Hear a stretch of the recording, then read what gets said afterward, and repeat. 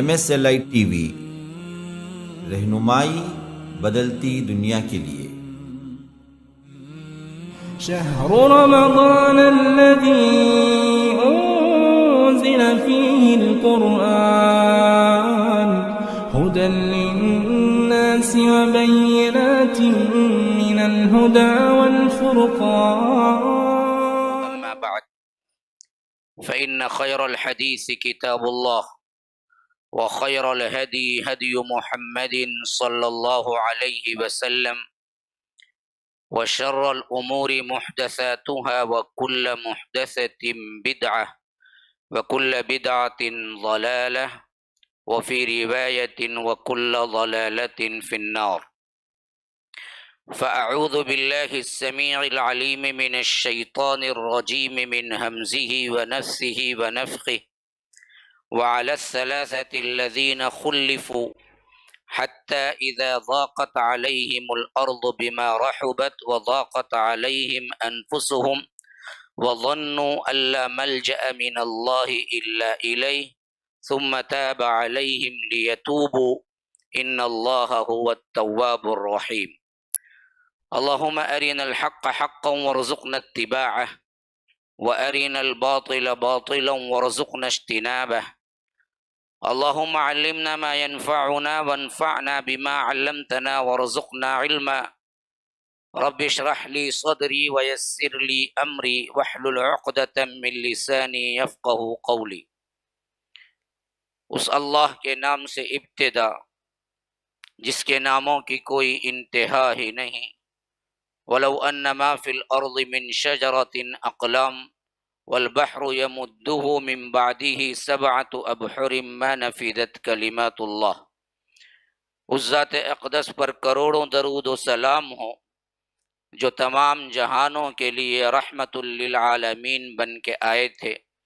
اللہم صلی علی محمد وعلی آل محمد كما صليت على إبراهيم وعلى آل إبراهيم إنك حميد مجيد وبارك على محمد وعلى آل محمد كما باركت على إبراهيم وعلى آل إبراهيم إنك حميد مجيد.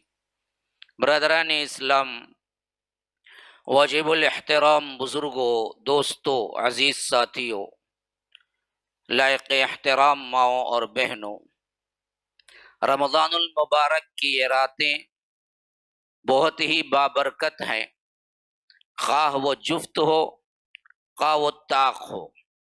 21 سے لے کر 29 اور یوں سمجھ لیجئے کہ پورا عشرہ ہی اللہ کے رسول صلی اللہ علیہ وسلم عبادت میں اہتمام کرتے. اصحاب رسول اللہ صلی اللہ علیہ وسلم بھی اہتمام کرتے. بقیہ آنے والی نسل تابعین ہیں، تابع التابعین ہیں، پھر صلحاء ہیں، امت کے ائمہ ہیں. ان تمام کا اس معاملے میں یہی طریقہ کار رہا کہ یہ آخری 10 دن اللہ تبارک و تعالی کے لیے مختص کرتے، عبادتیں کرتے. اللہ تبارک و تعالی بھی ہمیں اسی کی توفیق دے. دعا یہی ہے کہ ہمارے جو چھوٹے موٹے جو بھی اعمال ہیں، ٹوٹے پھوٹے جو بھی عبادتیں ہیں، اللہ تبارک و تعالی ہم سے قبول فرما لے. اللہ تبارک و تعالی ہمیں نجات یافتہ گروہ میں شامل فرما دے. اللہ تبارک و تعالی ہمیں اس گروہ کے اندر شامل فرما دے جس کے بارے میں فرمایا کہ یہ مغفرت یافتہ ہیں، یہ اللہ تبارک و تعالی کے نزدیک گناہوں سے مغفرت کر دیے گئے ہیں. جب یہاں سے ہم اٹھیں، رب العالمین بھی ملائے اعلیٰ میں اعلان کر دے کہ یہ وہ لوگ ہیں جن سے رب العالمین راضی ہوا اور ان کی مغفرت کر دی گئی. ان لوگوں میں ہم کو شامل فرمائے. بہرکیف اس رات کے اندر جو پروگرام کی حیثیت سے آپ لوگوں کے سامنے پیش خدمت ہے، یہ اصحاب رسول اللہ صلی اللہ علیہ وسلم کی سیرتیں بعنوان خیر البشر کے 30 جانثار صحابہ کی حیثیت سے رب العالمین نے مجھے یہ توفیق دی کہ آپ کے سامنے اصحاب رسول اللہ صلی اللہ علیہ وسلم کی ایمان افروز زندگیاں پیش کروں اور اصحاب رسول اللہ صلی اللہ علیہ وسلم کو تذلیل کرنے والے، ذلیل کرنے والے، نفرت پھیلانے والوں کو منہ توڑ جواب دوں۔ میں نے بتایا تھا کہ آخری سیشن میں عموماً ان صحابہ کی سیرتیں سامنے لاؤں گا جن سے کچھ غلطیاں سرزد ہوئی، جن کو لے کر بدبختوں نے ایک بہت بڑا، یوں سمجھ لیجئے کہ ہنگامہ کھڑا کر دیا، اور اس کو الگ سے متاعن صحابہ کے عنوان سے اہل السنہ والجماعہ اس کی مدافعت کرتے ہیں۔ تو اسی حیثیت سے اللہ کے رسول صلی اللہ علیہ وسلم کی مدافعت کی نیت سے خواص ان اصحاب کا ذکر آپ کے سامنے لانا چاہتا ہوں جن کی غلطیاں اللہ تبارک و تعالی نے بظاہر ان کے ہاتھوں یوں سمجھیے کہ کروائی یا ہوئی، اور اللہ نے انہیں معافی نامہ بھی لکھ کے بتا دیا کہ صحابی وہ نہیں ہے جو تم سمجھتے ہو، اصحاب رسول اللہ کا مقام بہت بلند ہے۔ اس حیثیت سے تمہیداً یہ بات بھی ذہن میں رکھیے، جیسا کہ میں نے گزشتہ کے مضمون میں آپ کو ایک مثال دی کہ گواہی کے اعتبار سے اسلام کا مقدمے اور اسلام کے مقدمے کے اعتبار سے سب سے اہم ترین وہ لوگ ہیں جو اس کو دیکھے، جن پر اللہ تبارک و تعالی نے خطاب کیا۔ اگر صحابہ کو گواہ کی حیثیت سے کمزور کر دیں پھر تو پورا اسلام ہی کمزور ہوتا نظر آ جائے گا۔ اسی واسطے اصحاب رسول اللہ صلی اللہ علیہ وسلم کو یہودیوں نے بھی سازش ایسا ایک معاملہ کیا کہ وہ امت مسلمہ کے لبادے میں آئے، عبداللہ ابن سبا کی معیت میں، اور یہ بدبخت بھی یہودی تھا اور بعد میں مسلمان ہونے کا ناٹک کھیلا، اور اس حیثیت سے ان لوگوں نے اصحاب رسول اللہ صلی اللہ علیہ وسلم کے اوپر لعن طعن شروع کیا۔ تو اس حیثیت سے میں نے کہا کہ اصل یہ اسلام پر ہی ریمارک ہے، صحابہ پر ریمارک اصل اسلام پر ریمارک ہے۔ کیوں؟ جس مقدمے میں گواہ کمزور ہو جائیں پھر تو مقدمہ خود بخود کمزور ہو جاتا ہے۔ میں نے اس کی مثال آپ کو بیان کی تھی کہ کسی کی شادی ہوئی اور اولاد ہوئی اور وہ یہ کہہ دے کہ آپ کی ولدیت پر تو مجھے شک نہیں ہے، لیکن تمہارے باپ کے نکاح میں جو گواہ تھے یہ دراصل کیا ہے، چاپلوس تھے، بے ایمان تھے، یہ دراصل وہاں تھے ہی نہیں، بعد میں آ کے گواہی دی، جھوٹے تھے، جعلی تھے، تو وہ گویا کہ انڈائریکٹلی حرامی کہہ رہا ہے بچے کو۔ گواہوں کو کمزور کر دیں تو پھر مقدمہ کمزور ہے۔ اصحاب رسول اللہ صلی اللہ علیہ وسلم کو کمزور کر دیں تو پھر اسلام پر جو چاہے ریمارک کرو، حدیث کو بھی نقصان پہنچاؤ، قرآن کو بھی نقصان پہنچاؤ۔ یہ ایک دلیل ذہن میں رکھ لیجئے۔ دوسری دلیل آج میں جو ذکر کر رہا ہوں یہ بھی ذہن میں رکھو۔ اللہ کے رسول صلی اللہ علیہ وسلم نے جن صحابہ پر محنت کی اور جو صحابی بنا، وہ اس لحاظ سے بھی سب سے اہم ترین پوزیشن ہے کہ اللہ کے رسول استاد ہیں، صحابہ شاگرد ہیں۔ شاگرد کو اگر آپ مدح کے اعتبار سے لیں تو اصل میں وہ شاگرد کی تعریف نہیں استاد کی ہوتی ہے، اور آپ شاگرد پر لعن طعن کریں تو وہ اصل میں شاگرد پر نہیں استاد پہ ہوتا ہے۔ دیکھیے کسی درخت کے پھل کو آپ کہیں کہ کڑوا تو وہ درخت کا پھل نہیں، درخت کڑوا ہے۔ اگر آپ کسی درخت کے پھل کے اعتبار سے آپ ذلیل کریں یا کہیں کہ یہ درخت کا پھل دراصل فلاں فلاں ہے، یہ بودا ہے، اس کے اندر کوئی کیا ہے، یہ نہیں ہے، پائیداری نہیں ہے، یہ پھوکل ہے، بیکار کا درخت ہے، یہ پھل ہے، تو اس سے معلوم ہوا کہ پھر درخت کو بھی آپ مقدرہ بات ہے کہ اسے بھی تذلیل کر رہے ہیں۔ اور یہ بات مشہور ہے، شاگردوں سے استاد پہچانا جاتا ہے، اور شاگردوں کو آپ کہہ دیں کہ انہوں نے فلاں فلاں کام کیا، یہ کیا، وہ کیا، یہ لڑائیاں ہوئی، وہ لڑائیاں ہوئی، تو پھر تو آپ انڈائریکٹلی شاگردوں کے ذریعے اللہ کے رسول استاد پر لعن طعن کر رہے ہیں۔ ہاں، اگر آپ یہاں میرے پاس خاص طور پر پڑے ہوئے تو بہت کم نظر آئیں گے، آنے والے ہی مسجد السلام کے ہیں تو بعض لوگ بولتے جاوید مول صاحب آپ کی مجلس میں ہے پھر بھی سگریٹ پیتا کرتے انہیں، تو میں پیتا کیا بھائی، انہیں پیتا میں کیا کروں اسے؟ لیکن پھر بھی جاوید مول صاحب سے تو ایک لنک ہے نا جی، وہ دراصل درس میں دکھا، اب دراصل جو میرے پاس پڑا ہے اس کی کوئی تذلیل کر رہا ہے تو وہ انڈائریکٹلی یہی بول رہا ہے آپ کی کیا تربیت ہے کہ آپ نے ایسے کی؟ تو اللہ کے رسول صلی اللہ علیہ وسلم کے صحابہ پر لعن طعن ہو یا صحابہ پر آپ گالی دیں یا صحابہ کے ایمان میں آپ خرابی نکالیں، تو یہ دراصل براہ راست نہیں بالواسطہ اللہ کے رسول صلی اللہ علیہ وسلم پہ کہہ رہے ہیں کہ آپ نے کیا محنتیں کی، اللہ تبارک و تعالی نے آپ کو کیا نبی بنایا کہ آپ نے ان کی تمام تر محنتیں اور تمام تر سچائیاں سب کچھ سکھانے کے باوجود بھی یہ دراصل آپ کی وفات کے بعد دنیا کے لیے لڑتے رہے، جھوٹ بولتے رہے، فلاں فلاں کام کیے، آپس میں لڑائیاں ہو گئی، ان کا ایمان ہی کیا تھا، یہ ایک دوسرے کو قتل کرنے لگے۔ اگر یہ باتیں ان پہ ثابت کریں گے تو یہ ان پہ نہیں ہوں گی، یہ ڈائریکٹ اللہ کے رسول صلی اللہ علیہ وسلم پہ ہوں گے، نعوذ باللہ۔ اگر اللہ کے رسول صلی اللہ علیہ وسلم پر ہوئی تو پھر تو آپ کا ایمان ہی گیا۔ دوسری بات، اگر کتاب و سنت سے آپ دیکھنا چاہیں تو واقعتاً بات اصل کیا ہے، ان شاگردوں کی مدح اتنی ہوئی ہے کہ آپ ان کے بارے میں کوئی خلل، کوئی تذلیل اور کوئی بھی ان کی گستاخی کا لفظ نکال ہی نہیں سکتے۔ اسی سے جناب محمد الرسول اللہ صلی اللہ علیہ وسلم کی عظمت دیکھو۔ نصاب تعلیم سے آپ سب سے پہلے شاگرد کا اندازہ لگاتے ہیں، کیا پڑھے بھائی؟ MBBS، ارے ڈاکٹر بھائی ہاں کیا پڑھے؟ MBBS کا نصاب پڑھے ہیں جی، اور کون سی یونیورسٹی میں پڑھے؟ ارے یہاں نہیں پڑھا جی، میں امریکہ سے ریٹرن ہوں، لندن سے ریٹرن ہوں، پھر تو کیا قدم نہیں رکتے زمین پر۔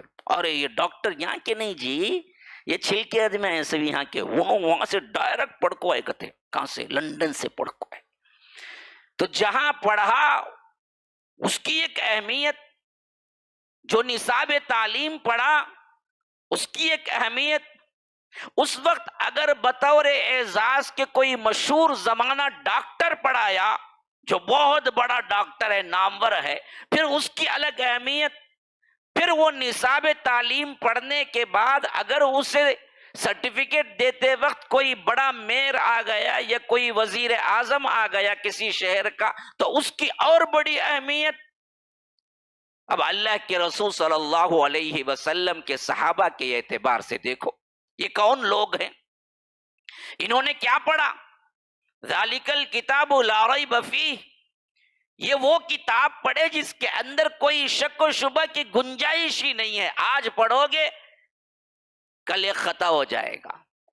پہلے کہہ رہے تھے آسمان زمین کچھ ہے ہی نہیں، بعد میں کہہ رہے تھے آسمان تو نہیں نظر آتا لیکن زمین تو پھر رہی ہے، پھر بعد میں بولے نہیں ساکن ہے، پھر بعد میں بولے نہیں زمین آسمان یہ دروان جو نظام شمسی ہے یہ پورا کا پورا کیا ہے، ایک دوسرے کے ارد گرد پھر رہا ہے۔ ابھی پتہ نہیں اور آگے جا کے کیا ہوگا، ابھی تک سائنس یہ ماننے کو تیار ہی نہیں ہے کہ آسمان ہے کیا۔ وہ کہتی ہے کہ نگاہ کی حد ہے، آخری حد ہے، اس کے علاوہ اس کو نظر نہیں آتا، نہ اس کے اندر دروازے ہیں نہ قلعے ہیں، جو اللہ کہتا ہے وہ ابھی ان کو نظر ہی نہیں آیا۔ تو ان کی سائنس تو بدلتی رہتی ہے آئے دن، لیکن جس نصاب کو اصحاب رسول اللہ صلی اللہ علیہ وسلم نے پڑھا جی، وہ نصاب کیا ہے جس کے اندر کوئی تبدیلی ممکن ہی نہیں ہے، نہ اتارے جانے میں شک ہے نہ اتارے ہوئے کلام میں شک۔ اور پڑھا کہاں؟ فرمایا کہ ان اول بیت وضع للناس للذی ببکۃ مبارکہ، یہ وہ گھر ہے جو دنیا میں سب سے پہلے عبادت کے لیے تعمیر کیا گیا، مکے کے اندر تعلیم پائے۔ اور دوسرا گھر مدینہ ہے جہاں پر اللہ کے رسول صلی اللہ علیہ وسلم نے فرمایا کہ میں نے اس کو، اللہ نے حرم مکے کو بنایا اور میں نے اس کو حرم بنایا۔ دو بڑی درسگاہوں میں جنہوں نے اللہ کے رسول صلی اللہ علیہ وسلم سے تعلیم پائی ہو ان کا کوئی اندازہ کوئی کر سکتا ہے؟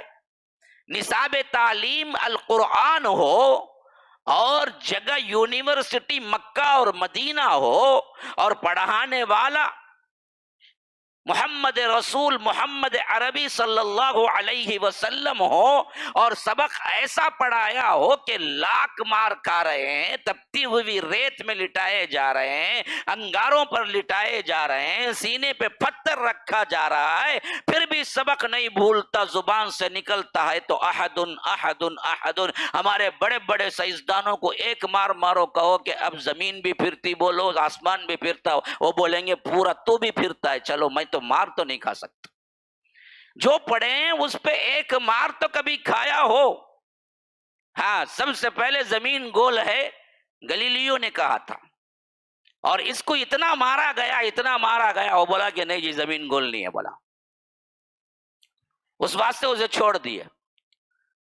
جو چھوڑ کے باہر نکلا، کسی شاگرد نے پوچھا استاد کیا تمہارا علم جھوٹا تھا جو ہم کو سکھائے کہ زمین گول ہے؟ بولا کہ زمین اب بھی گول ہے، لیکن بولوں گا تو ماریں گے، کیا کریں گے، اس واسطے میں نے بول دیا زمین گول نہیں ہے۔ مار کھایا تو بات بدل گئی، ہاں، لیکن علم علم ہوتا ہے۔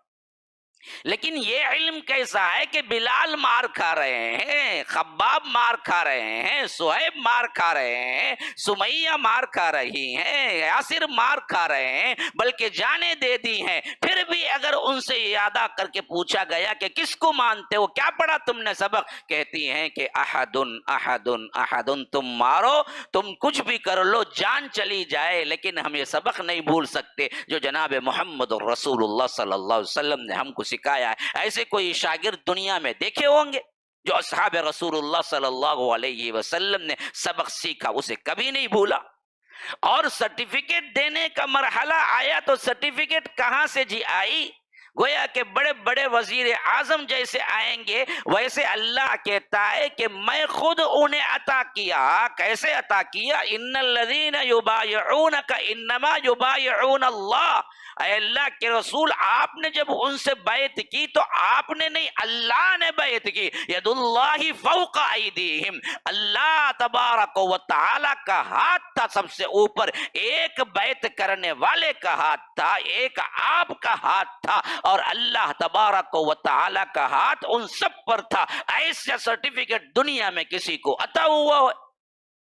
نصاب تعلیم القرآن ہو، یونیورسٹی مکہ اور مدینہ ہو، پڑھانے والا سید عربی والعجم جناب محمد الرسول اللہ صلی اللہ علیہ وسلم ہو، اور اللہ تبارک و تعالی خود عطا کر کے یہ اعلان کر رہا ہو کہ لقد رضی اللہ عن المؤمنین اذ یبایعونک تحت الشجرہ، کہ ہم راضی ہو گئے ان سے، اور اللہ کہے کہ ید اللہ فوق ایدیہم، کہ اللہ تبارک و تعالی کا ہاتھ ہے دیتے وقت، بیعت کرتے وقت، تو آپ اندازہ لگا سکتے ہیں کہ ان کا مقام و مرتبہ کیا ہوگا۔ تو اسی واسطے یاد رکھ لیجئے کہ دنیا آگے کتنی بھی بڑھ جائے، کیا کیا چیزیں وہ سیکھ لیں، لیکن ایمان اور اسلام اور دین کے اعتبار سے اصحاب رسول اللہ صلی اللہ علیہ وسلم کا جو مقام و مرتبہ ہے، وہ کتنا بھی آگے آ جائے، مفسر قرآن بن جائے، وہ مدبر بن جائے، وہ مفکر بن جائے، وہ فلاں بن جائے، اللہ کے رسول کے صحابہ کے ادنا دھول کے برابر بھی نہیں ہو سکتا۔ یہ اصحاب رسول اللہ صلی اللہ علیہ وسلم۔ ہاں، بشری تقاضوں کے اعتبار سے کچھ غلطیاں ہوئی، وہ معصوم عن الخطا نہیں ہے، انبیاء نہیں ہیں، لیکن ان کی غلطیاں اللہ نے معاف کر دی یا معاف کر دے گا، جو بھی ہیں، لیکن سب کے سب جنتی ہیں، کوئی اس میں سے مبرہ نہیں ہے اس معاملے میں۔ کلن وعد اللہ الحسنى لا يستوی منکم من انفق من قبل الفتح وقاتل اولئک اعظم درجة من الذین انفقوا من بعد وقاتلوا وکلا وعد اللہ الحسنى۔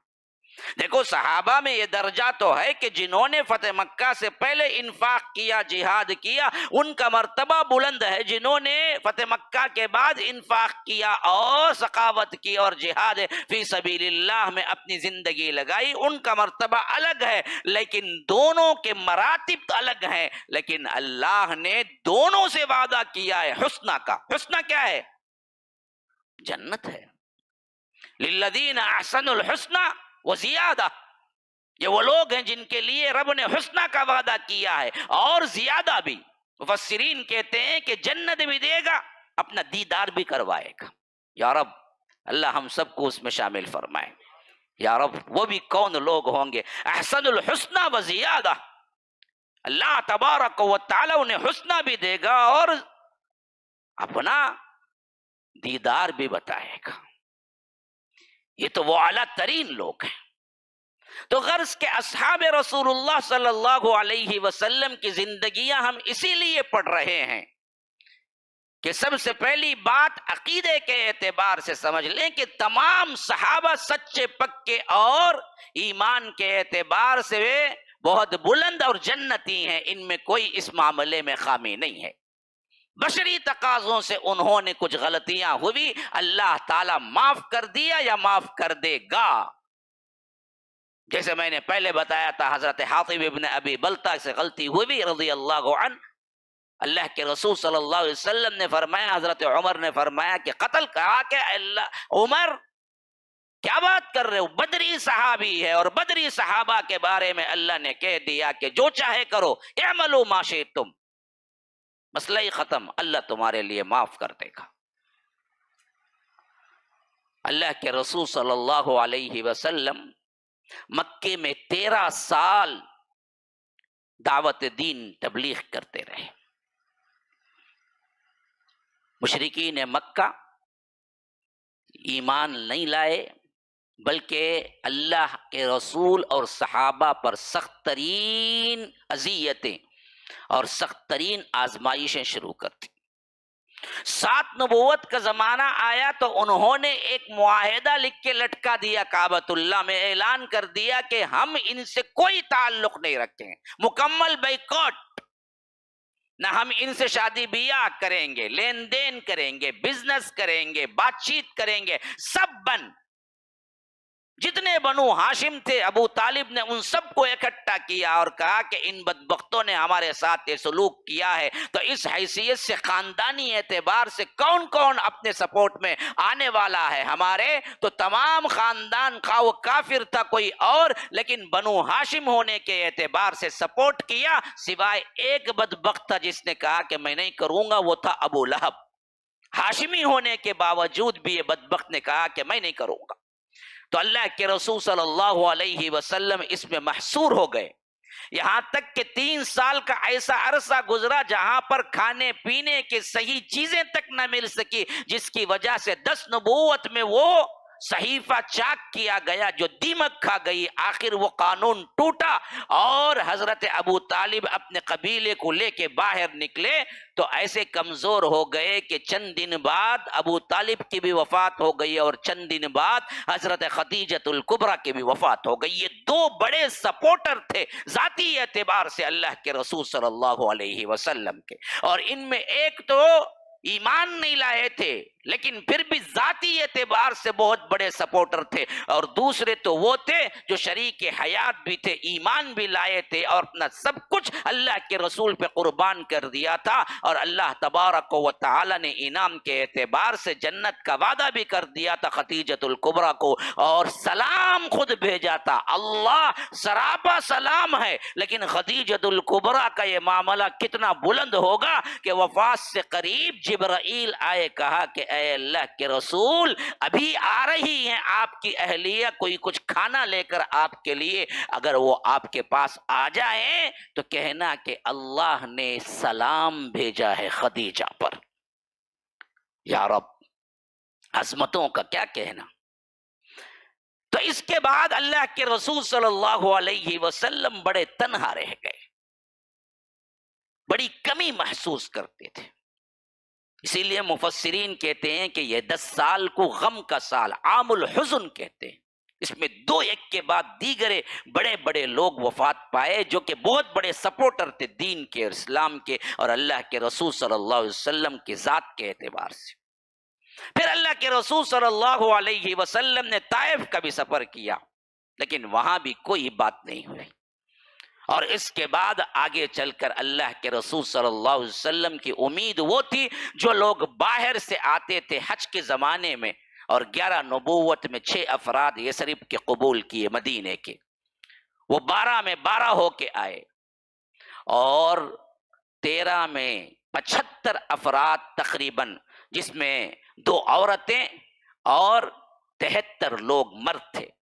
اللہ کے رسول صلی اللہ علیہ وسلم پر بیعت کی اور اسلام قبول کیا، تو اس روایت کے سب سے بڑے راوی جنہوں نے اپنے شامل ہونے کی روداد خود لکھی ہے، یہ بہت ہی بہترین اور اللہ کے رسول صلی اللہ علیہ وسلم کو محبوب ترین صحابی حضرت کعب بن مالک ہے۔ انہی کی سیرت، انہی کی زندگی آج آپ کے سامنے ہے۔ حضرت کعب بن مالک انصاری قبیلے کے ہیں، مدینے کے ہیں۔ اللہ تبارک و تعالی نے انہیں بہترین سمجھ عطا کی۔ مصعب بن عمیر جب داعی اسلام بن کے آئے تو اسی وقت اللہ تبارک و تعالی نے انہیں ہدایت عطا کی اور یہ مسلمان ہو گئے، اور اللہ کے رسول صلی اللہ علیہ وسلم پر بیعت کر کے اسلام قبول کر کے اللہ کے رسول کو مدینہ دعوت دینے کی حیثیت سے خاص طور پر 13 نبوت کے حج میں مشرکین کے ساتھ مل کے، مشرکین کو معلوم نہیں تھا کہ کچھ مسلمان بھی اس میں ہیں، آ گئے۔ حضرت کعب بن مالک اس کے بعد خود روایت کرتے ہیں، راوی حدیث خود ہیں۔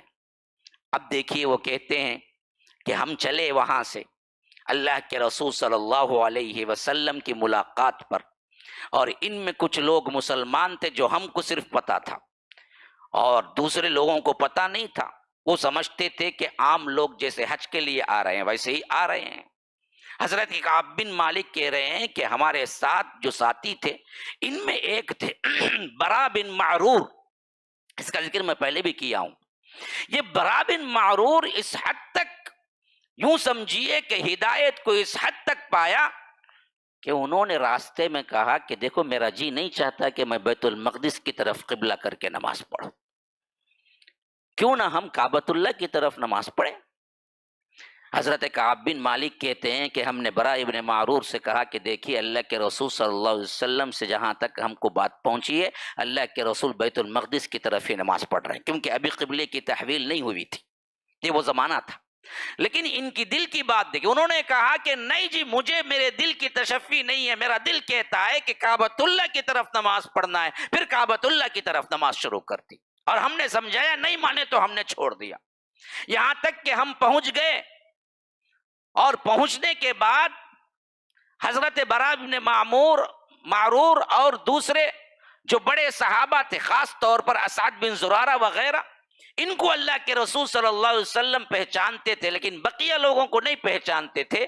اور حضرت کعب بن مالک کہتے ہیں کہ میں خود بھی اللہ کے رسول صلی اللہ علیہ وسلم کو نہیں پہچانتا تھا، حالانکہ میں اس وقت 35 سال کا تھا اور شاعر کے اعتبار سے بہت مشہور تھا۔ مدینے میں نہیں مکے میں بھی لوگ میرے نام سے پہچانتے تھے کہ میں ایک بہت بڑا شاعر ہوں، لیکن میں اللہ کے رسول صلی اللہ علیہ وسلم کو ابھی دیکھا نہیں تھا۔ ہاں حضرت عباس کو پہچانتا تھا، کیونکہ وہ بزنس کے سلسلے میں آتے جاتے رہتے تھے، کہ حضرت عباس کو پہچانتا تھا۔ پھر ہم اللہ کے رسول صلی اللہ علیہ وسلم سے ملاقات کر کے ٹائم لینے کے لیے کہ کب ہم میٹنگ کریں گے اس کے لیے ہم نکلے، تو لوگوں نے کہا کہ دیکھو پہچاننے کی سب سے اہم ترین نشانی یہ ہے کہ حضرت عباس کے ساتھ حرم میں جو صاحب بیٹھے ہوئے ہوں گے وہی اللہ کے رسول صلی اللہ علیہ وسلم ہے۔ حضرت کعب بن مالک کہتے ہیں کہ ہم حرم میں داخل ہوئے، اور جیسے ہی ہم نے دیکھا کہ عباس کے ساتھ میں بیٹھے ہوئے جو شخصیت ہیں جناب محمد الرسول اللہ صلی اللہ علیہ وسلم میں، دوڑے بھاگے ملاقات کے لیے۔ اور جو لوگ انٹروڈیوس کرا رہے تھے کہ انہوں نے اللہ کے رسول صلی اللہ علیہ وسلم کو بھی دیکھا ہوا تھا، انہوں نے کہا کہ اللہ کے رسول آپ ہمیں وقت دیجئے، تو ساتھ میں میں بھی تھا اور برا ابن معرور بھی تھے۔ اللہ کے رسول صلی اللہ علیہ وسلم نے پوچھا کہ یہ کون ہے؟ تو ان سے کہا گیا کہ اللہ کے رسول یہ برا ابن معرور ہے، ایک سرداروں میں سے ایک سردار ہیں قبیلے کے۔ پھر اللہ کے رسول صلی اللہ علیہ وسلم کا اشارہ میری طرف تھا۔ کعب بن مالک کہتے ہیں کہ اللہ کے رسول نے پوچھا یہ کون ہے؟ بتایا گیا کہ یہ کعب بن مالک ہے۔ تو اللہ کے رسول نے پوچھا وہ جو شاعر؟ کہا کہ ہاں وہ جو مشہور شاعر کہتے ہیں کہ اللہ کی قسم اس سے زیادہ کبھی خوشی نہیں ہوئی اور زندگی میں کبھی وہ لمحہ میں بھولا ہی نہیں جب اللہ کے رسول نے میرا نام سنتے ہی کہا کہ کون وہ شاعر. گویا کہ اللہ کے رسول صلی اللہ علیہ وسلم کو غائبانہ میرا شعر اور میری شاعری پہنچ چکی تھی اور اللہ کے رسول مجھے غائبانہ جانتے تھے. یہ خوشی اتنی خوشی ہوئی مجھے کہ میں کبھی زندگی میں یہ لمحہ نہیں بھولا جب اللہ کے رسول میرا نام سنتے ہی کہا کہ کون وہ شاعر. تو کہا کہ ہاں وہی. تو اللہ کے رسول صلی اللہ علیہ وسلم نے مجھ سے بھی ملاقات کی. پھر اس کے بعد ہم نے یہ معاملہ رکھا کہ برا ابن معرور میں تو کعبۃ اللہ کی طرف نماز شروع کر دی. اللہ کے رسول کیا کریں؟ فرمایا کہ نہیں، بیت المقدس کی طرف نماز پڑھو، کیونکہ اس وقت تک ابھی حکم نہیں آیا تھا.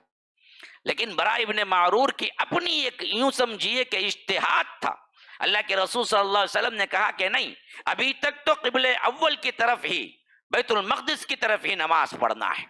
پھر اس کے بعد اللہ کے رسول صلی اللہ علیہ وسلم نے رات میں ملاقات کا ٹائم دیا جو 13، 12 اور 13 کی رات تھی. اس کا واقعہ میں تفصیل سے بیان کر چکا ہوں. جو باتیں میں نے بیان نہیں کی وہ باتیں صرف آپ کو میں اشارتاً بتلا دیا. پھر اللہ کے رسول صلی اللہ علیہ وسلم کے پاس تمام لوگ شامل ہو گئے. اللہ کے رسول صلی اللہ علیہ وسلم نے سب سے معاہدہ کیا، سب سے اگریمنٹ کی، سب سے بات چیت کی اور اس بات پر بات فائنل ہوئی کہ دیکھو میں آؤں گا، تم لوگ میری حفاظت اسی طرح کرنا جس طرح اپنے بال بچوں کی حفاظت کرتے ہیں. اللہ کے رسول صلی اللہ علیہ وسلم یہ بات کر کے ہم سب کو بھیج دیے. ہم واپس لوٹے یہاں تک کہ اللہ کے رسول صلی اللہ علیہ وسلم آ گئے.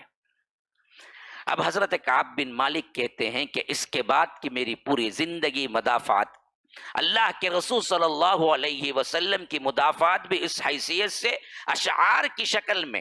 اللہ کے رسول صلی اللہ علیہ وسلم کو بہت محبوب تھے. کبھی کبھی گھر آتے تھے اور کہتے تھے کہ کعب کچھ اشعار ہیں سناؤ مجھے. کہتے تھے اللہ کے رسول میں آپ کو شعر سناؤں؟ کہتے کہ ہاں مجھے اچھا لگتا ہے. تو اللہ کے رسول صلی اللہ علیہ وسلم تو جو تازہ شعر ہوتے تھے حضرت کعب بن مالک سناتے تھے. تو اللہ کے رسول صلی اللہ علیہ وسلم سن کے کہتے اللہ کی قسم یہ مشرکین پر تلوار اور نیزے سے زیادہ سخت اثر کرتے ہیں.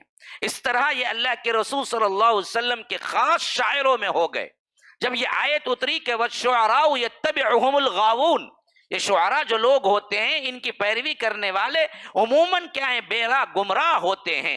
الم تر انہم فی کل وادی یہیمون، کہ یہ ہر وادی میں ادھر ادھر ٹامک ٹوئیاں مارتے ہیں. تو حضرت حسان بن ثابت، حضرت کعب بن مالک، عبداللہ ابن رواحہ اللہ کے رسول صلی اللہ علیہ وسلم کے پاس روتے ہوئے پہنچتے ہیں اور کہتے ہیں کہ اللہ کے رسول، کہ اللہ کو یہ معلوم نہیں ہے کہ ہم بھی شاعر ہیں؟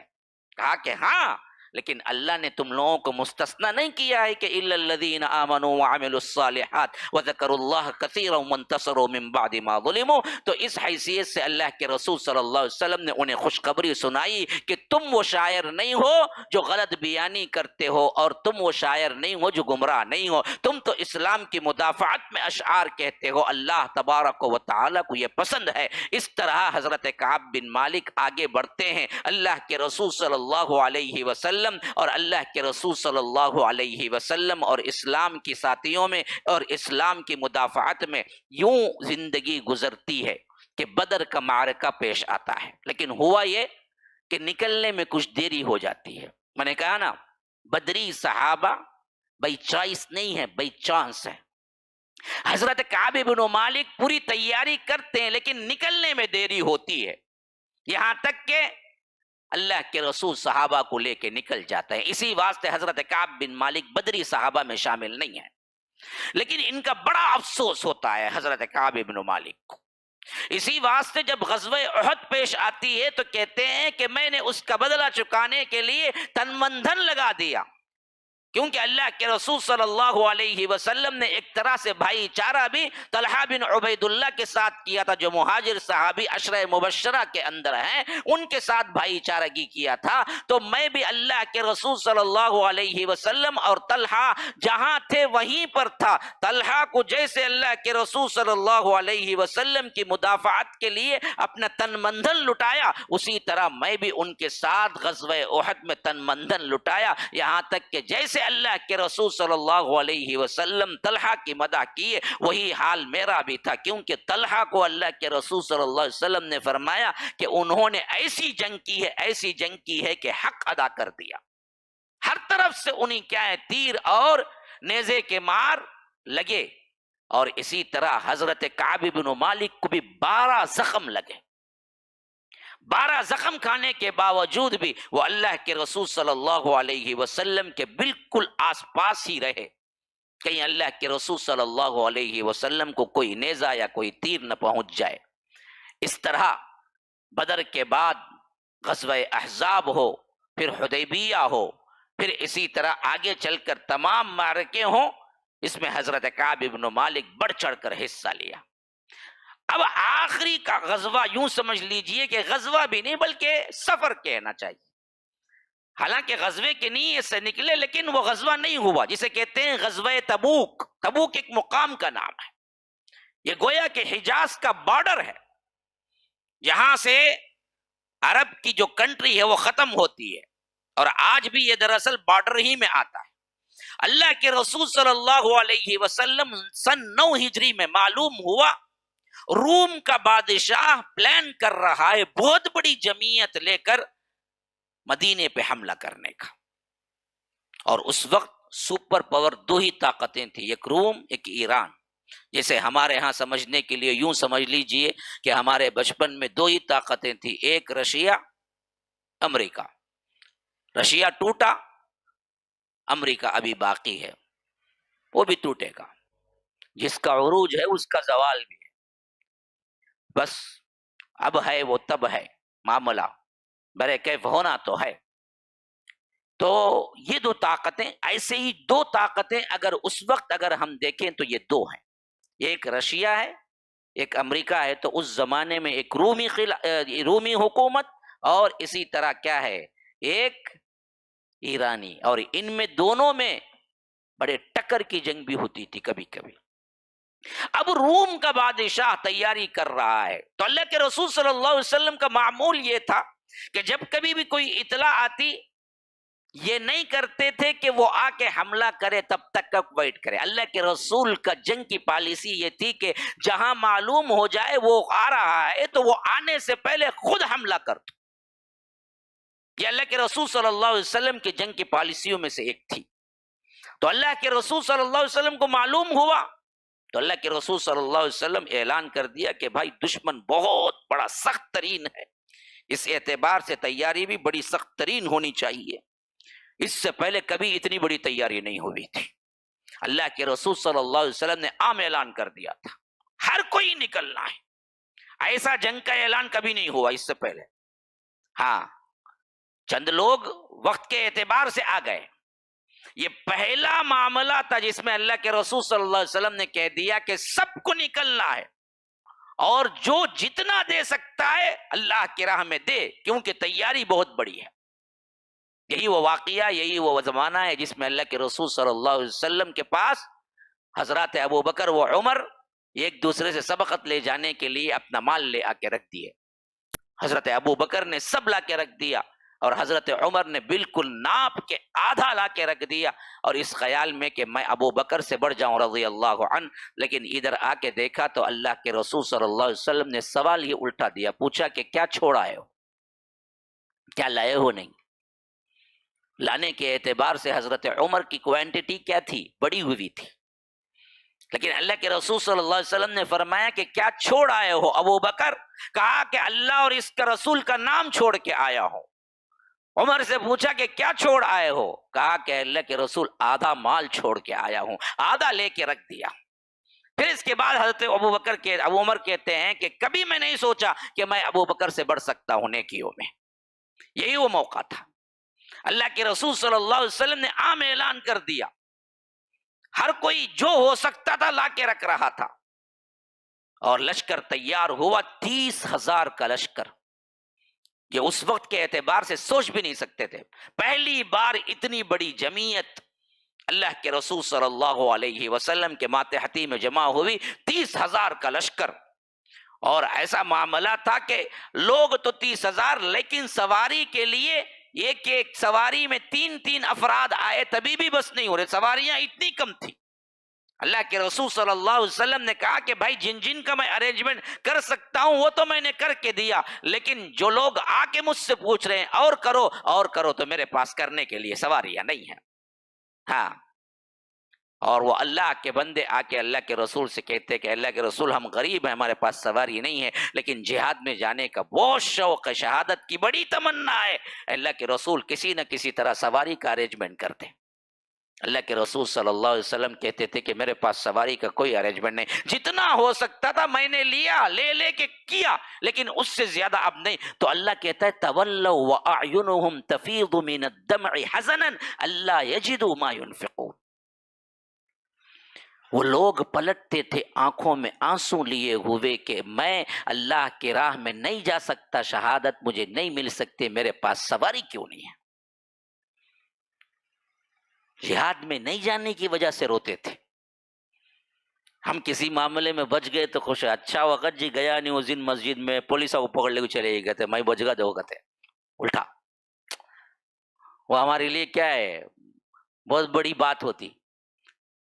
اللہ کی راہ میں جانے کے لیے رو رہے ہیں، نہ ملا سواری تو اللہ کہتا ہے تولوا واعینہم تفیض من الدم، روتے ہوئے پلٹ رہے ہیں۔ اللہ کے رسول کر دیں سواری کا ارینجمنٹ۔ اللہ کے رسول کہتے ہیں کہ نہیں بھائی میرے پاس سواری کا ارینجمنٹ نہیں۔ اگر اللہ کے رسول کے ہاتھ میں سب کچھ ہوتا تو خالی پھو مارتے لا کے کیا ہیں، پورے بڑے بڑے اونٹ آگے کھڑ جاتے۔ یہ بدبخت جیسے کہ بتا رہے ہیں، ہاں ان کا نارمل کیا ہے، لنگا بابا، شاہ بابا، فلاں بابا، خالی پھکتا کہتے سونا بن جاتا کہتے اطراف میں پورا۔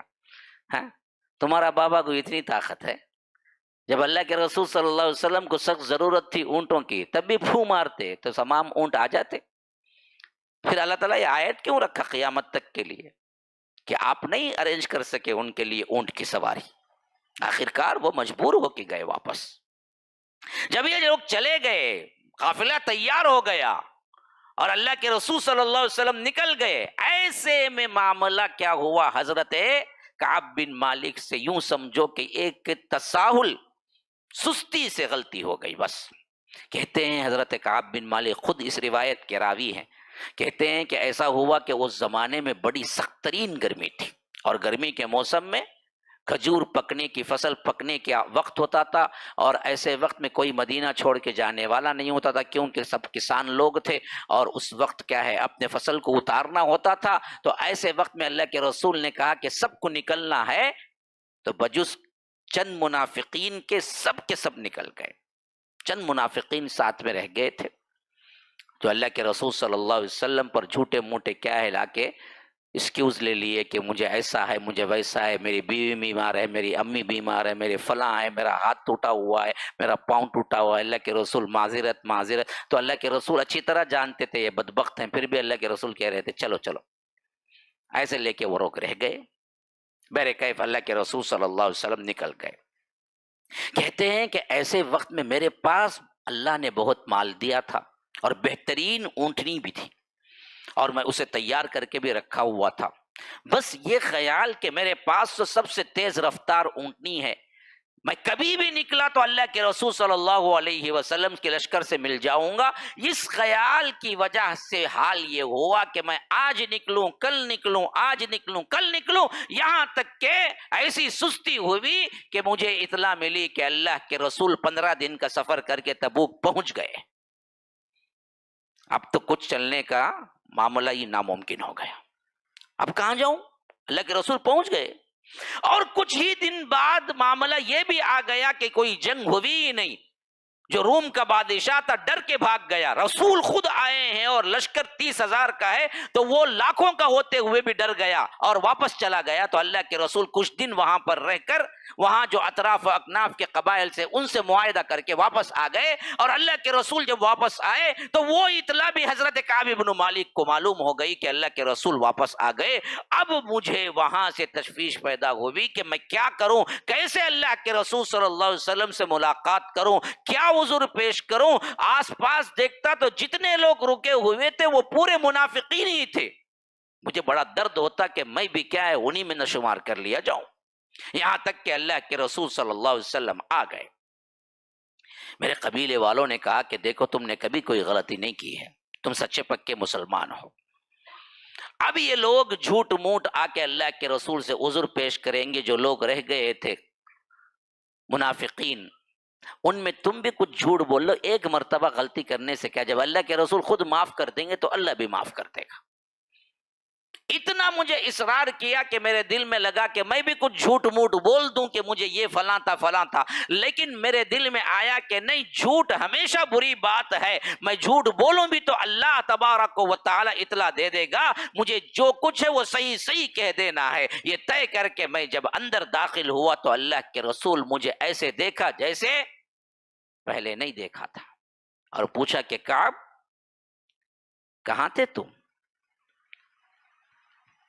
تبوک نہیں آئے؟ کہتے ہیں کہ اللہ کے رسول صلی اللہ علیہ وسلم کی نگاہ تھی کہ اندر سے دل کو چیر گئی۔ فرمایا کہ اللہ کے رسول، میرے پاس اگر جھوٹ بولنے کے لیے الفاظ ہیں تو ایسے میں زبان داں ہوں کہ ایسے الفاظ استعمال کروں گا کہ مجھے بولنے میں ایسی مہارت ہے کہ میں اس کو بہترین انداز میں پیش کر لوں گا، لیکن اللہ کے رسول میں جو کچھ بھی کہوں گا اللہ تعالیٰ آپ کو بتا دے گا۔ سچی بات صرف اتنی ہے کہ اللہ نے مجھے مال بھی دیا تھا، میرے پاس اونٹنی بھی تھی، میرے پاس سب سامان بھی تھا، بس سستی کی وجہ سے آج کل کی وجہ سے میں نہیں آ سکا، بس غلطی ہو گئی مجھ سے۔ اللہ کے رسول صلی اللہ علیہ وسلم نے فرمایا کہ اچھا جاؤ، اللہ ہی فیصلہ کرے گا تمہارا، واپس چلے جاؤ۔ اب میں باہر نکلا تو میرے ساتھی جو لوگ کھڑے ہوئے تھے انہوں نے کہا کہ کیا فرمایا؟ کہا کہ اللہ تعالیٰ ہی فیصلہ کرے گا، انتظار کرو بولے۔ کہا کہ کیوں نہیں جھوٹ بول دی؟ اللہ کے رسول نے ہم سب کو بخش دیا جو منافقین ساتھ میں تھے۔ انہوں نے اتنا اصرار کیا کہ مجھے پھر دل میں تمنا ہوئی کہ میں جا کے تردید کر دوں کہ نہیں میں فلاں تھا، میں بیمار تھا فلاں، لیکن پھر دل نے کہا کہ نہیں جھوٹ نہیں بولنا، تو میں گھر واپس آ گئے۔ ابھی گھر پہنچا ہی تھا کہ وہاں سے اعلان کرنے والا ایک اعلان کیا کہ دیکھو کعب بن مالک کی سزا یہ ہے کہ اس سے کوئی بات چیت نہیں کرے گا، مکمل بائیکاٹ۔ اللہ کے رسول صلی اللہ علیہ وسلم کا یہ اعلان یہ ہے۔ میں گھبرا کے باہر آ کے پوچھنے لگا کہ میری طرح کوئی اور بھی سچا پکا صحابی ہے یا میں خود اکیلا صرف باقیہ سب منافقین ہیں؟ تو بتایا گیا کہ نہیں، دو اور صحابہ بھی ہیں، ہاں، ہلال بن امیہ، مرارہ بن ربیع رضی اللہ عنہ، یہ دو اور تم تینوں صحابی پکے سچے ہونے کے باوجود بھی غلطی یہ ہوئی کہ آج کل کی وجہ سے تبوک میں شریک نہیں ہوئے۔ اب تینوں کی سزا اللہ کے رسول صلی اللہ علیہ وسلم نے یہ فرمایا ہے کہ تم سے کوئی سلام کام بات چیت علیک سلیک کچھ نہیں ہوگا۔ حضرت کعب بن مالک کہتے ہیں کہ حضرت مرارہ بن ربیع ہوں، حضرت ہلال بن امیہ ہوں، وہ کچھ بوڑھے سے بوڑھے تھے، اس واسطے وہ شرم کے مارے گھر سے باہر نکلنا ہی چھوڑ دیا۔ ایک میں تھا جوان، میں گھر میں نہیں بیٹھ سکتا تھا، میں اس واسطے برابر جاتا تھا، نماز کو جاتا تھا، اللہ کے رسول صلی اللہ علیہ وسلم کے سامنے نماز پڑھتا تھا، لیکن جب میں نماز میں ہوتا تو اللہ کے رسول صلی اللہ علیہ وسلم مجھے دیکھتے، لیکن نماز پھیرتا تو اللہ کے رسول صلی اللہ علیہ وسلم چہرہ پھیر لیتے، میرا دل کٹ کے رہ جاتا۔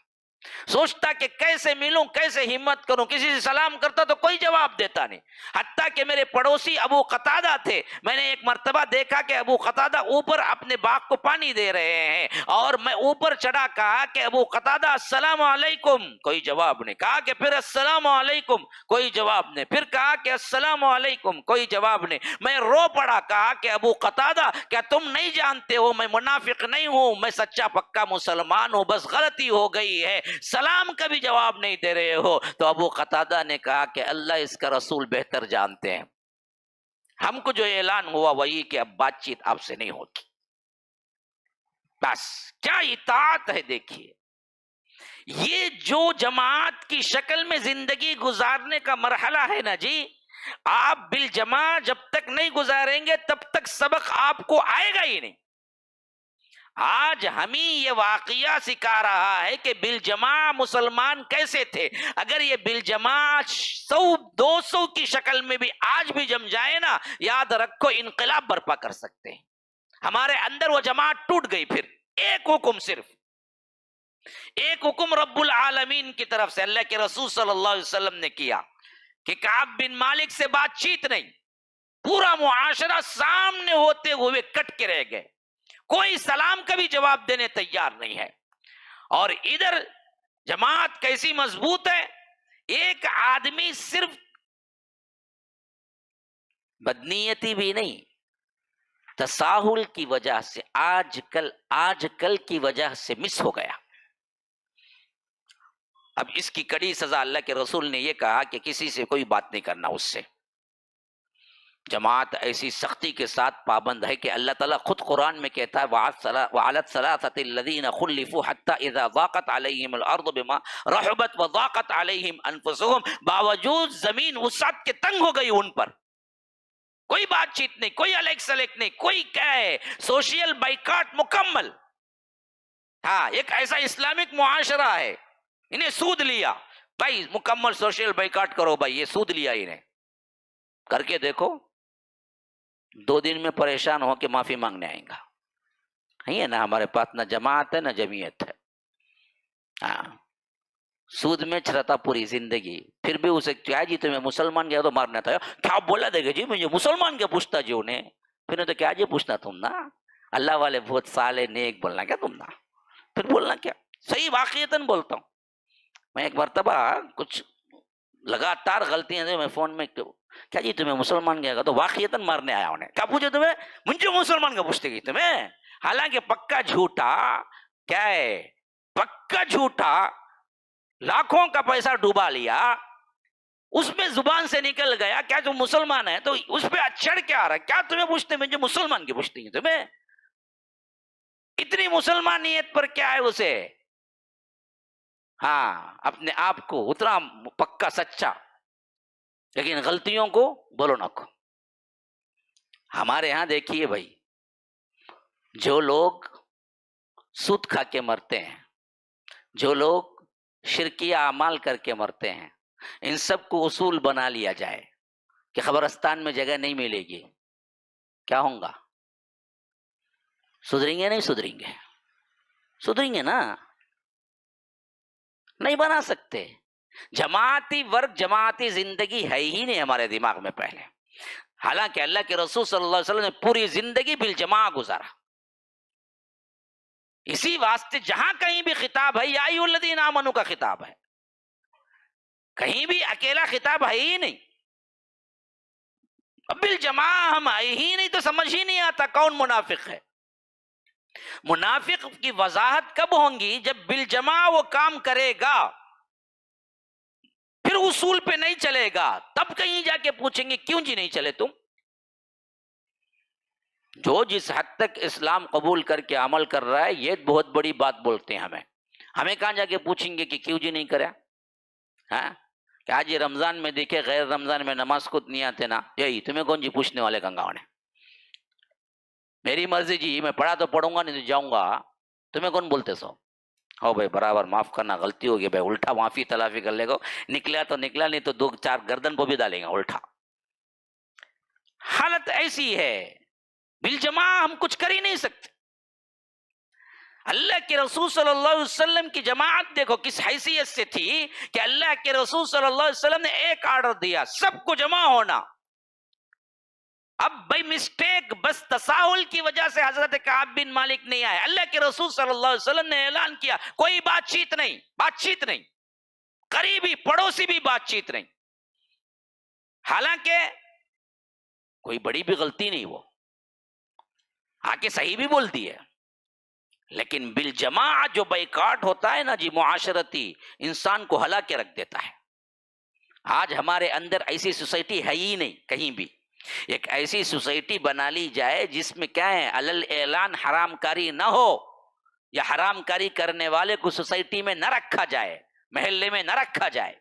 ایسی اللہ تبارک و تعالی کے نیک بندے بنائیں کوئی سوسائٹی. دیکھو بھائی یہاں علل اعلان سود خور اندر گھر نہیں لے گا، شرابی کبابی اندر گھر نہیں لے گا، جس کے گھر میں کیبل ٹی وی ہوں گے انہیں اندر گھر نہیں لے سکتا. ہاں یہ چیزیں اصول ہیں. ایسے لوگ ہم جمع ہوں گے، نیکی پر رہیں گے، نیکی پہ مریں گے، نیکی پہ جئیں گے. اس طرح 50 گھر، اس طرح 100 گھر، اس طرح کچھ تو ہم اپنے اعتبار سے سوسائٹی اور اسی طرح کے کیا ہیں آپ لوگ کچھ نہ کچھ بنائیں گے، کوئی ایسی سوسائٹی یا بستی یا شہر. تو یاد رکھو یہ اصل ماڈل ہوگا اسلام کا آج بھی. لیکن ہم یہ بالفعل کرنے کے بجائے ہزاروں باتیں ہیں، ہزاروں کام ہیں جو کرنے کے نہیں ہیں. اس کے لیے تو چیخ و پکار ہے. بالفعل اسلام کو اگر کوئی دیکھنا چاہتا ہو تو کوئی ایسی سوسائٹی بنا کے دکھلاؤ کہ دیکھو یہ ہے اسلام، جہاں آ کے تم دیکھو. غیر مذہب والوں کے لیے بڑے بڑے شاندار پروگرام رکھتے. ہاں آؤ وزٹ مائی مسجد کہتے ایک پروگرام، کیا کہتے غیر مسلمہ مسجد کو آگے دیکھنا کہتے کیسی ہے بول کو، اس میں کتنے کلو کا مسلمان ہوئے کہتے. بہت اچھی بات بھائی، کرو، غلطی نہیں. لیکن 250 مسلمانہ صحیح مسلمانہ بن گئے تو وہ بھی ایک وزٹ اتنا، وہ بنو نا، وہ پلٹو نا، وہ کی نہیں کرتے؟ ہاں یہ بھی تو کرو نا. ایک سوسائٹی 10 لوگوں کی، 25 لوگوں کی، 50 لوگوں کی بناؤ جو اسلامک طریقے سے جی رہے ہوں. وہ سوسائٹی میں لا کے بتلاؤ ایک غیر مسلم کو، دیکھو بھائی کیسا اسلام، دیکھو ایک چھوٹا مدینہ بناؤ نا، دکھیں گے یہاں سامنے ماشاء اللہ. اللہ تبارک و تعالی کی عبادت اور اطاعت خود دل سے کر رہے ہیں لوگ. ایسا بناؤ نا. ہمارے پاس اس شکل کی کوئی ذہن ہی نہیں ہے، ذہنیت ہی نہیں ہے. تو یہ بالجماع یہ کام تھا. اللہ کے رسول صلی اللہ علیہ وسلم نے کہا کہ کوئی بات چیت نہ کرے، بات چیت بند. صرف اتنا ہی نہیں، آگے سنو. 40 دن ہوئے. حضرت کعب بن مالک کہتے ہیں پھر منادی کرنے والا منادی کیا کہ اب آگے چل کر تم اپنی بیوی کے ساتھ بھی نہیں رہ سکتے. میں بھاگا دوڑا گیا، پوچھا کہ کیا طلاق دے دوں؟ کہا کہ نہیں، طلاق نہیں دینا، ساتھ میں نہیں رہنا. میں نے ماں کے گھر بھیج دیا بیوی کو. 40 دن گزرے. اب دوسرا حکم کیا آ رہا ہے؟ اللہ کے رسول صلی اللہ علیہ وسلم نے کہا کہ بیویوں کے ساتھ بھی نہیں رہنا، اب ان سے بھی الگ. تو ابھی اطاعت کا موقع دیکھو کیسے. حضرت کعب بن مالک دوڑے بھاگے کیا کہ پوچھتے ہیں ان سے اللہ کے رسول نے طلاق دینے کو کہا ہے. اگر کہتے تو وہ بھی طلاق دے دیتے. اللہ کے رسول نے کہا کہ نہیں، طلاق نہیں، مل کے نہیں رہنا، بھیج دو. تو میں اپنے ان کے ماں کے گھر کو بھیج دیا، وہ میں کے چلے گئی. اب اسی اسنا میں حضرت کعب بن مالک کہتے ہیں کہ ایک دن بازار میں پکارنے والا کوئی پکار رہا تھا کہ کعب اگر کوئی جانتا ہو تو کعب کو مجھے ملاؤ. ایک شخص نے کہا کہ وہ جو جا رہے ہیں نا وہی کعب ہے. وہ آیا میرے پاس، اس نے کہا کہ میں تمہارے لیے ایک بہت اہم پیغام لایا ہوں، ذرا تنہا آؤ، الگ آؤ. میں نے کہا کہ کیا ہے؟ وہ کہا کہ میں شاہ غسان کی طرف سے ایک اہم ترین ایمبیسڈر، سفیر بن کے آیا ہوں. شاہ غسان نے تمہیں ایک خط دیا ہے. میں نے کہا شاہ غسان کو مجھ سے کیا کام؟ پھر اس کے بعد خط لے کے پڑھا. خط میں لکھا ہوا تھا کہ میں نے سنا ہے تمہارا آقا تم پہ ناراض ہے، حالانکہ تم بہت بہترین آدمی ہو، تم سے ایسا سلوک نہیں کرنا چاہیے. اگر تم میرے پاس آ جاؤ تو میں تمہاری صحیح طور پر جو تمہاری قیمت ہے، تمہارا احترام ہے، وہ میں کروں گا. گویا کہ کیا ہے، اب اللہ کے رسول صلی اللہ علیہ وسلم کی خلاف ورزی پہ اکسا رہا ہے عیسائی بادشاہت کا خط. ہاں اس ٹائم پہ ہم تم ہوتے تو کیا آیا جی دیکھے کیا منجے جاگو بولے کہ بات کرو نہ کو، اب دیکھو بتاتا ہوں میں، جاگو بادشاہ سے مل کو. اللہ کا کیسے بندے ہیں یہ بھی.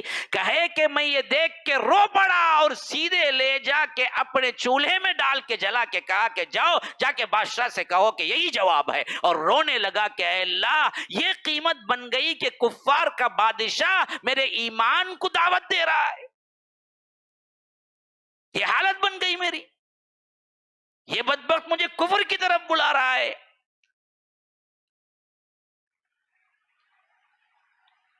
پھر اس کے بعد 50 دن گزر گئے.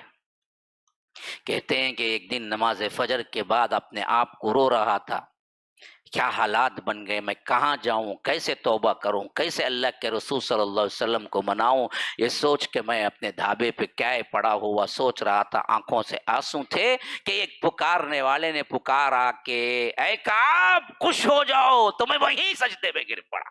میں سمجھ گیا کہ آ گئی اللہ تبارک و تعالیٰ کی طرف سے معافی. تبھی تو کوئی مجھے پکارا ہے. مجھے پکارنے والا کیا، مجھے سلام کرنے والا بھی کوئی نہیں تھا 50 دن سے.